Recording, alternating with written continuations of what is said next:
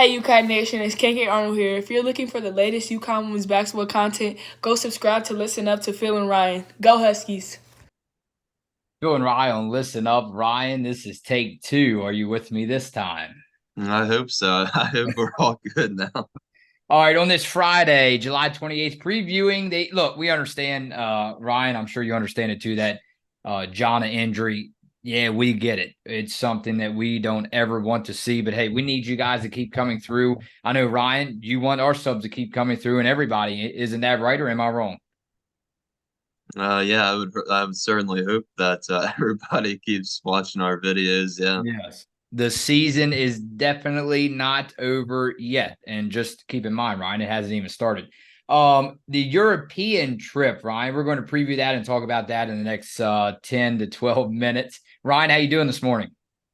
I'm doing pretty good. It was a good night last night, a little bit of a long night, but I'm feeling good. All right, we'll get into comments after this discussion. So, what are some of the things that you're looking forward to? Let's not talk about injuries here. Let's talk about some things you're looking forward to as far as Huskies play on the court. Ryan, CT Insider, thank you again for the information. UConn women's basketball biggest summer trip is right around the corner with the program embarking on its first European trip in 6 years. The Huskies will visit 4 cities in 3 countries, Croatia, Slovenia, and Italy, and play 4 exhibition games all within 10 days in mid-August. So I don't know if you have any and again, you said it right on the last episode. This is more than just playing in games. I mean, this is to almost like advertise, right? Advertise women's basketball around the world. But with that said, um I don't know. Do you have any updates for me as far as, what players will be on the court, what players will be off the court? If you want my take, I know people, you might not even agree with me. I would not put any of and they're all big names in my opinion, but put the young ones out there, please. Put the rookies out there, just please. Yeah, it definitely should be interesting to see who the coaching staff and Gino, who he wants to put out there, how many minutes, how the minutes are spread around. That's always the big question that we have every single year to start the season is what's the starting lineup and what are the minutes going to be? It's always two questions that we can never answer before the season starts. But now with this trip that hasn't happened in quite a while, I know Gino and the players are certainly excited to go back to these foreign countries and start doing these tours, 10-day trip like you mentioned. So I think everything with COVID and everything that's happened lately, haven't been able to go on one of these trips again. So I'm glad UConn is able to go on this 10-day trip again and visit what is it, 3 countries and 4 cities during this trip. But to start off the trip, I think it's pretty interesting. The team will be visiting the hometown of Nika Mule, which is in Zagreb, and then UConn will make their way to Samobor, Croatia. And then as UConn makes their way through each of these cities, have the opportunity to explore and visit various landmarks, including a castle and a palace, museums, even going to take a cooking lesson and even a gondola Oh, ride. yeah.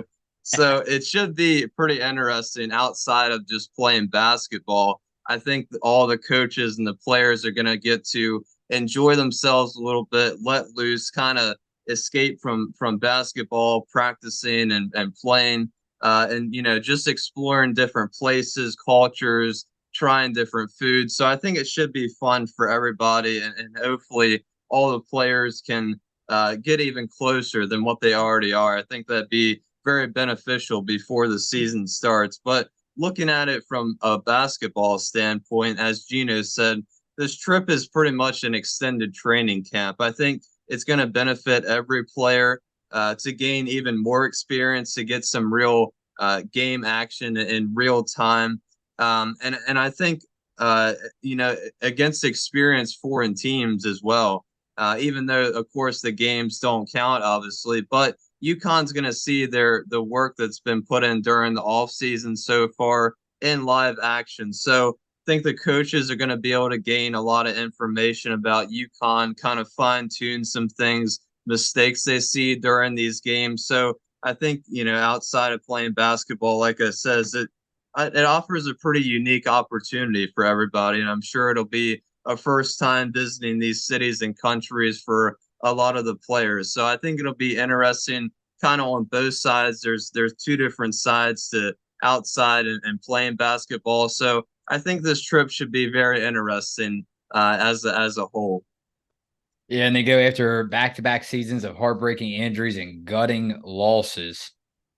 This year's trip, August 15th to 25th, Ryan, will be a hopeful reset. So and then they go on to talk about how important the team bonding is, like you said. So that is a big priority as they had the three new freshmen, KK Arnold, Ashlyn Shade, and Caden Samuels. And then at the end, I like it. Let's put the spotlight on Paige Beckers just for a second, because I'm going to do that a lot this season, Ryan, whether they get tired of it or not, right? Beckers, who is about 11 months into her recovery from her ACL injury last summer, said in June her playing in the European games will be based on how she feels. So, what is I'm not even too sure, to be honest with you, because the real games don't start until November. To be honest with you, only because from the injury history, the standpoint is what I'm trying to tell you. There's not a chance. No chance do I put the ball in her hands during this trip. Not at all. I'm sorry. Yeah, I think she might just continue to be Coach P for now on the There you sidelines go. and on Yeah. the bench. I think it'd be too much of a risk to play Paige Beckers because she's still recovering from that injury and trying to make sure that she is completely ready to go before the season starts. But I think we can definitely expect the freshmen and the sophomores to see a lot of playing time. KK Arnold, Amari DeBerry, Ayanna Patterson. I think those are probably the three biggest names. Of course, Ashlyn Shade as well. All the freshmen on this team. Unfortunately, Jana obviously won't be able to play. But yeah, I think for the seniors, I think they can kind of take a rest, and some of the juniors as well. I think they can kind of relax, enjoy themselves. Maybe possibly we see Aaliyah, Aubrey, Nika play, but I don't think it's very likely they get a ton of minutes during this trip. All right, let's go over to comments. This one's interesting. Donna goes, Betts turned us down when we recruited her. If Jana and Ice were healthy, we don't need her. Not a good fit. Well, I mean, in my opinion now, Ryan, Betts would be a good fit. But hey, we had no clue about Jana, huh? I hate to keep bringing it up, but it is what it is, Ryan. Yeah, Lauren Betts probably would be a pretty good fit for just about every team as far as that goes. Ice Brady's another name too that could be a very interesting player to watch out Yeah. for during this trip. We obviously didn't get to see her last year, so hopefully we get to see her play. That's another big name to watch out for. But yeah, I think that the Lauren Betts deal. I think there's probably a ton of players that UConn has tried to recruit that are really big names, either past or present, that have turned UConn down, and I'd say it's worked out pretty well for UConn as far as that goes. Okay, how about our good friend Jason D'Amico? Aaliyah had an amazing season last year, and the scary part is that I think she is capable of more.